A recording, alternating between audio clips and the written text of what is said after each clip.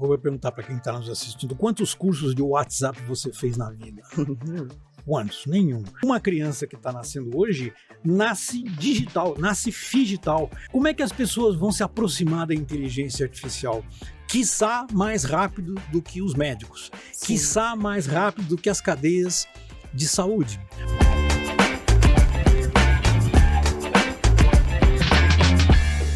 Bem-vindo à segunda temporada do Podcast Hospitalar 2025.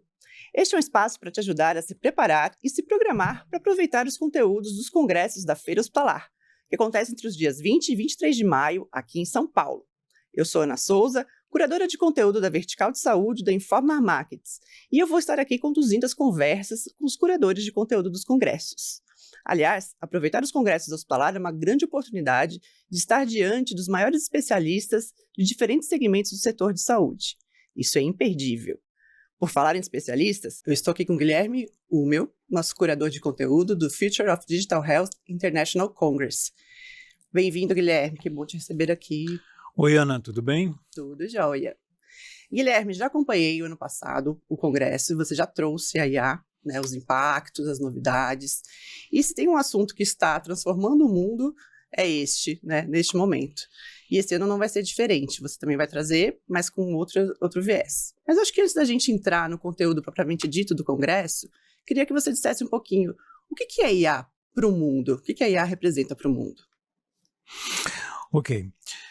Então é assim, eu vou fazer uma analogia, eu preciso fazer uma analogia para que vocês percebam o impacto das inteligências artificiais na nossa vida, na vida de cada um dos que está aqui, tá certo? A analogia é o seguinte, presta atenção. Há 540 milhões de anos atrás, tudo era escuridão. Era um breu total. Mas era escuridão não é porque não havia luz, o Sol já existia há 4 bilhões de anos. Mas era escuridão porque não havia visão. Não havia a penetração da fotossíntese nos seres vivos. Ninguém conseguia enxergar nada. Por isso que era tudo escuro. Até que um ser vivo, um ser primata chamado trilobita, um ser invertebrado, conseguiu desenvolver um sistema molecular capaz de fazer uma primária fotossíntese da luminosidade local. Era a primeira vez que um ser vivo conseguia captar, perceber a luz através do seu processo de fotossíntese. O que significava isso? Significava que aparecia na humanidade, aparecia na civilização um ser vivo que era capaz de ter uma visão que gerava, depois de muitos anos, uma compreensão, depois a ação, até chegar na inteligência. A inteligência é o final dessa história, é um atributo gerado pela visão. O que aconteceu depois? Nos 50 milhões de anos seguintes, aconteceu a Era Cambriana, Paleozoica, a primeira parte da Era Paleozoica, onde quase todos os seres vivos emergiram na face da Terra, quase todos eles. Isso significou o quê? Que toda a sociedade vegetal e animal começou a se inspirar naquela visão do trilobita, naquela percepção do trilobita de milhões de anos atrás. E isso gerou a nossa inteligência. A nossa inteligência humana jamais teria acontecido sem a Era Cambriana, sem esse primeiro período paleozoico. O que significa isso para nós? A inteligência artificial que está em curso hoje é considerada a segunda Era Cambriana. É considerada uma expansão da inteligência animal, uma extensão da inteligência humana. E isso significa um enorme impacto da nossa vida, porque vai mudar toda a capacidade humana produtiva. Vai mudar a inteligência de máquina com a inteligência humana, tornarão capazes de fazer várias outras instâncias como foram feitas há 540 milhões de anos atrás. Esse é um fenômeno típico paleozoico que vai voltar a acontecer. Eu não sei se vai demorar 50 milhões de anos o seu percurso, mas em pouco tempo a gente vai perceber que a gente vive, nós todos vivemos numa era absolutamente diferente do que era 2, 3 anos atrás. Essa é a inteligência artificial. Esse é o impacto da inteligência artificial nas nossas vidas. Entendi. E agora, para a gente aterrissar isso, esses 540 milhões de anos, entender o tamanho disso, eu acho que todo mundo está tentando agora, de alguma forma, aterrissar a conversa da IA, né? Trazer aplicações, entender mesmo como que vai ser esse efeito e construir esses efeitos. O Congresso tem o Congresso deste ano, né, o The Future of Digital Health, tem o título Showtime, revelando 21 IAs globais para a saúde 5.0. Então, quando a gente vê esse título, uma das primeiras questões que podem surgir é justamente sobre essa seleção. Como você chegou nessas 21 soluções e, principalmente, como elas representam esse futuro da saúde digital? Nesse mar de IAs que surgem todos os dias, uma atrás da outra, como essas 21 IAs ajudam a entender o contexto da saúde 5.0? Veja só, a saúde é uma das indústrias de serviço que mais será transformada por causa das IAs. Tá certo? Quer dizer, nenhuma outra indústria de serviços, e eu não estou falando nem de manufatura, porque aí nem cabe, será transformada tão rapidamente por causa das IAs. E por que isso acontece? Por causa de 3 fenômenos. O primeiro fenômeno é porque a saúde, a indústria clínico-assistencial, ela vive de dados do passado, dados pretéritos. Você entendeu? Quer dizer, o que é anamnese? A anamnese é a recordação, em grego significa a recordação. Por isso que você vê num hospital, você vê numa clínica, as pessoas, os médicos falarem em histórico do paciente. Porque o que faz a terapia, o que faz o diagnóstico é justamente os dados pretéritos do paciente. Não tem nada que a IA faça melhor do que tratar os dados passados. E isso, quer dizer, um banco, por exemplo, a indústria de serviço bancário, ela não está interessada nos dados do cliente de 20, 30 anos atrás. Não, ela está interessada em 2, 3 anos atrás. Na indústria de varejo, no e-commerce, não interessa o que o comerciante ou o cliente fez há 5, 6 anos atrás. Isso não tem interesse. O que importa para eles é o dado do presente pretérito. Os nossos dados na área de saúde, o que importa é justamente o passado. É aquilo que o paciente conseguiu juntar para chegar numa determinada fase da sua vida e ser utilizado como ferramenta de diagnóstico e ferramenta terapêutica. Esse é a primeira questão. Por que a inteligência artificial é tão importante para a saúde? A segunda questão é porque a saúde precisa ser ajudada. As cadeias de saúde precisam ser ajudadas, porque elas têm tanto problema. Nós somos 8,4 bilhões de pacientes no mundo, cada um deve ter 1,3, 1,4 patologias por habitante. Quer dizer, o nosso consumo de atendimento é de 12, 13 bilhões de pessoas. Não há nenhuma possibilidade dos sistemas atuais, em qualquer país, darem vazão a essa quantidade de demanda por serviços. Então, ela precisa ser ajudada. O que significa isso? Um médico com a atuação junto de uma inteligência agêntica, por exemplo, que é uma inteligência artificial de assistência ao médico, pode transformar a performance do médico quantitativamente e qualitativamente. Quantitativamente, porque o médico, ao invés de ter 100 pacientes, vai ter 10 mil pacientes. Porque quem vai ajudar a controlá-los são as IAs agênticas, que têm a capacidade não só de buscar os dados no passado, mas fazer análise crítica deles. O nosso evento tem por tema básico Showtime. Quer dizer, não é hora mais de fazer teorização, não é hora mais de conversar sobre conteúdo temático, sobre valores, sobre o que está em jogo. Isso já passou, isso fica para outros eventos. O nosso evento tem como significado a parte prática.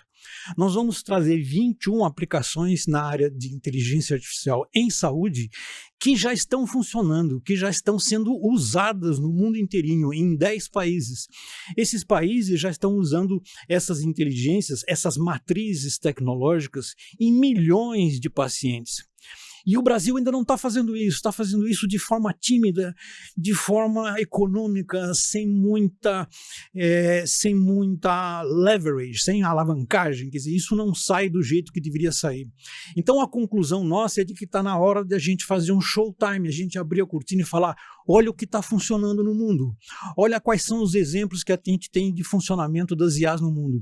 Quem está assistindo aqui vai perceber na área de oncologia, na área de enfermagem, na área hospitalar, em todas as áreas, uma grande quantidade de elementos novos que estão sendo trazidos pelas IAs. Assim, o nosso evento, o Future Digital Health, é um evento este ano eminentemente prático. Nós vamos ter debates no evento que vão discutir a parte prática. Eu, como sou moderador, não vou perguntar para ninguém, mas o que é inteligência, o que é um LLM? Isso não tem mais significado, isso não tem mais sentido perguntar. Bacana, muito empolgante isso. E você dividiu o conteúdo em três grandes grupos, né? Cada dia a gente vai ter uma linha de conteúdo, né? No primeiro dia vai ser IA empoderando o paciente, no segundo dia vai focar nas IAs para gestão de saúde, e o último dia encerra com IA no apoio à prática médica. Acho que isso cobre de uma maneira geral endereça grandes dificuldades que o setor tem, como você colocou. Dentro dessas linhas, o que você acha que é o principal insight? O que você quer que em cada dia, quem estiver assistindo o congresso saia com que aprendizado, com que insight? O que você acha bacana de cada dia? Então, assim, no século XXI, a saúde, o sistema de saúde público-privado, ele tem 3 colunas. Antigamente eram só 2, hoje ele tem 3 colunas. A primeira coluna é a coluna dos provedores de serviço clínico-assistencial. Os hospitais, os laboratórios, eles formam o primeiro eixo das cadeias globais de saúde. O segundo eixo é formado pelos profissionais de saúde, pelos médicos, pelos doutores, pela medicina. E o terceiro eixo agora existe por causa do flagelo da assistência clínico-assistencial. Isto é, o médico precisa do paciente, da autogestão do paciente, do autocuidado do paciente, senão ele não consegue transformar aquele sintoma que está prejudicando, de alguma forma, uma cronicidade qualquer que tem o paciente, ele não consegue transformar porque o paciente não o ajuda. Então, no primeiro dia, nós vamos trazer as aplicações de inteligência artificial que tem a ver unicamente com o usuário final, com o paciente. Quer dizer, você vai ter nutrição, você vai ter dietoterapia, você vai ter todas as inteligências artificiais que estão a serviço de nós, usuários normais e que precisam de ajuda para se cuidar. No segundo dia, o eixo, o target é a cadeia de saúde, é o sistema. Hospitais, laboratórios, planos de saúde, fontes pagadoras, o Estado, quer dizer, todas as IAs que têm como alvo, como meta, suportar esse ente da cadeia de saúde. E o terceiro dia é para os médicos, porque grande parte das aplicações hoje está direcionada para o envolvimento, como eu falei, dos agênticos, do envolvimento do médico, do profissional de saúde. Quer dizer, ele vai utilizar essas aplicações de forma ininterrupta daqui para frente. Então, essas 21 soluções de inteligência artificial vão estar dentro de alguns desses eixos. Quer dizer, não necessariamente você tem uma aplicação que só pode estar dentro de um eixo. Às vezes você tem dupla ou tripla atuação da aplicação. Mas nós vamos escolher, junto com esses 10 países, essas 21 empresas, para fazer essa justaposição entre os dias e o target que tiver a companhia ou a oferta que ele tiver nessa área. Tudo de forma prática, tá certo? O que vai aparecer algumas dessas aplicações vão ser gravadas. Não dá para trazer 63 pessoas aqui no mesmo dia, na mesma hora, não é possível. Gravadas vão ser virtuais, tá certo? A gente vai conseguir trazer. Mas o que vai aparecer? Vai aparecer uma demonstração prática com um case real daquela aplicação. Não tem fundamentação, não tem estrutura básica de conceito, não tem nada disso. É simplesmente como ela funciona para esse determinado eixo da cadeia de saúde. Bacana. E assim, na seleção dos cases e na definição dos sistemas, você observou algum desafio que fosse comum à maioria das aplicações de IA na saúde hoje? Ainda existe alguma resistência ou questionamento geral sobre esse uso, por exemplo? Como isso reflete na programação esse ano? Veja, a resistência continua a ser principalmente da comunidade médica. E não é à toa. Quer dizer, é normal que haja essa resistência, porque, de uma certa forma, essas ferramentas estão alterando o senso comum da comunidade médica. Quer dizer, tudo aquilo que eles faziam até aqui vai ser transformado, com ou sem o auxílio da inteligência artificial. Uhum. Até porque você tem um paciente que já está usando essas inteligências e vai cobrar do médico, vai cobrar do plano de saúde, vai cobrar do hospital alguma instrumentação de IA para ajudá-lo na sua terapia, por exemplo. Então, é muito difícil, está sendo muito difícil para todos os países no mundo, a comunidade médica aceitar essas transformações. Veja, não é aceitar as transformações, é aceitar as transformações de forma tão rápida. Isso tem 2 anos e meio. Isso tem 2 anos e meio. Quer dizer, essa velocidade, ela pega uma pessoa, um sênior, um profissional altamente habilitado, sênior, com mais de 60 anos de idade, ele tem enormes dificuldades de se atualizar em relação a, por exemplo, a disciplina de oncologia. Quer dizer, hoje os diagnósticos oncológicos que são feitos em testes laboratoriais, que são feitos em testes imagiológicos, serão feitos todos por máquina. O grau de assertividade, o grau de quantificação é muito melhor, o grau analítico das ferramentas de inteligência artificial vai ser muito preponderante em relação ao senso cognitivo do médico. Então, é óbvio que haverá uma resistência que sempre ao longo do tempo deve se dissipar, né? Enfim, é isso que se espera. E se não dissipar, alguém vai sair fora do jogo. Eu garanto para você que não serão as máquinas de inteligência artificial.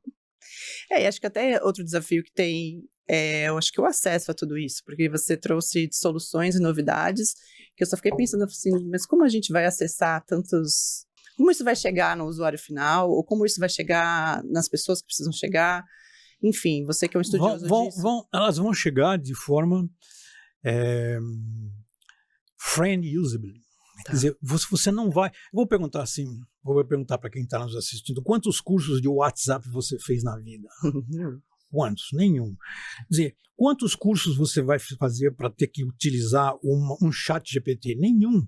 Um Gemini, um Claude? Nenhum. Quer dizer, essas coisas elas são feitas para transpassar as nossas dificuldades. Sim. Elas são feitas para serem absorvidas com muita facilidade pelo nosso senso comum. Uma criança que está nascendo hoje nasce digital, nasce figital. Parte do corpo dela é físico e parte do corpo dela já é digital. Ela vai ter uma relação com o smartphone completamente diferente da relação que nós temos, diferente em relação às telas que nós assistimos. Então, assim, como é que as pessoas vão se aproximar da inteligência artificial? Quiçá mais rápido do que os médicos, Sim. quiçá mais rápido do que as cadeias de saúde. Por quê? Porque a forma como isso entra no nosso sistema nervoso é absolutamente fantástico. É como eu falei da era cambriana, quer dizer... Está surgindo uma luz, Sim. uma nova luz, que vai gerar uma compreensão. Você começa a perceber, bom, essa luz tem um significado, eu entendi o significado disso. E aí gera uma ação. Quer dizer, bom, se eu entendi o significado, eu posso fazer isso, cujo resultado, consultado por uma inteligência artificial, me dá 2, 3 caminhos. Sim. Não me dá 365 caminhos, me dá 2, 3 caminhos. E aí gera a inteligência. Quer dizer, grosso modo, todos nós, seres humanos, seremos mais inteligentes daqui a 2 décadas. Não tenho dúvida. Acho que de usabilidade, realmente, ele vai facilitar. Às vezes parece que é só difícil ficar up-to-date com tudo isso, né? Você ficar atualizado e ter acesso a conhecer tudo o que está sendo desenvolvido. Mas acho que esse é o desafio nosso agora. É esse, de conhecer as soluções. O desafio nosso, você tem uma visão assim, você pode pegar uma obra de Albert Camus, sobre Sísifo, né, de aquela pessoa que levantava aquela pedra, que empurrava aquela pedra montanha acima. Esse não é o papel do nosso evento. O papel do nosso evento é deixar o cara embaixo e jogar a pedra lá de cima.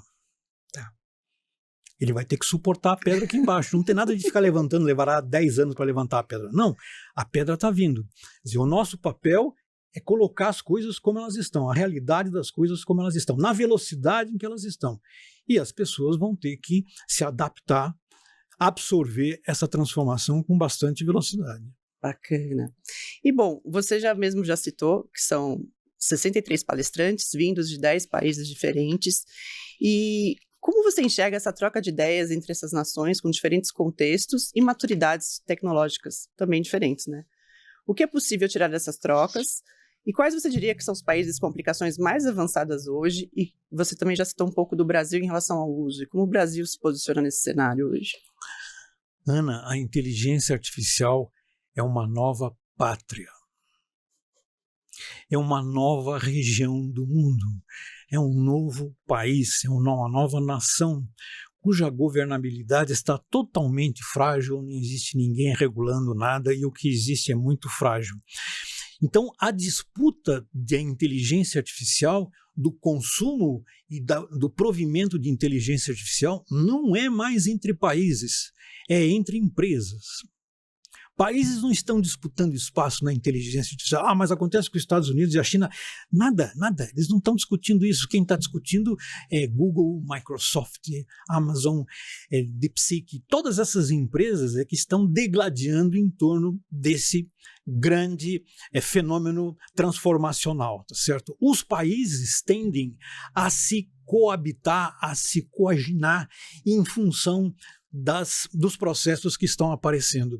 Quer dizer, você não precisa, hoje você tem, segundo mais ou menos algumas publicações, o PubMed, são publicados de 1.000 a 1.200 estudos de inteligência artificial por hora no mundo, por hora. Antigamente só publicava as universidades, as faculdades de medicina, a academia era que publicava. Hoje não, quando você faz um contrato com uma grande player, com uma grande empresa de inteligência artificial, no contrato está escrito, mas eu quero que você publique. Então tudo é publicado. Quando o DeepSeek saiu na China, imediatamente junto saiu a publicação do estudo que gerou a ferramenta. Então, os países tendem a se aglutinar, os países estão com medo. Quer dizer, o medo é uma sensação normal, o medo é uma sensação boa. Você tem medo diante de um problema de autoajuste de consciência. Quer dizer, o autoajuste da consciência te gera o medo. Não é o exterior que gera o medo é gerado por mim. O medo é gerado pela minha consciência, tá certo? Então, não há disputa entre países, tá certo? Okay. O que há são 3 países grandes no mundo, China, Estados Unidos, quer dizer, China, Ásia, né? Estados Unidos e uma parte da Alemanha que está sendo preparada para assumir essa dianteira. O resto estão todos em conjuntos, inclusive a União Europeia. Bacana.